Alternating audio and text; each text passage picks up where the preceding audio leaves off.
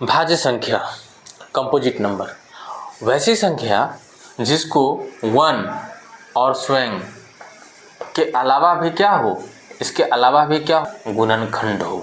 जैसे अगर हम लोग 12 लेते हैं एक संख्या, तो 12 को 1 से तो कटेगा ही कटेगा, स्वयं 12 से भी कटेगा। इसके अलावा अगर किसी और से कटता है, जैसे 2 से, 3 से, 4 से, 6 से, इस सब से भी ये कट रहा है, इसके अलावा यानी 1 और स्वयं के अलावा भी इसका कोई अन्य गुणनखंड हो, तो उसे हम लोग क्या कहेंगे, भाज्य संख्या कहेंगे। अर्थात कि वैसी संख्या जिसका 2 से अधिक गुणनखंड हो, है ना, उसे हम लोग भाज्य संख्या कहेंगे। जैसे कि 4 है ना, 1 से भी कटेगा, 4 से तो कटता ही कटता है, इसको छोड़ करके तो जैसे 2 से कटेगा, तो यह क्या होगा, हमारा भाज्य संख्या होगा।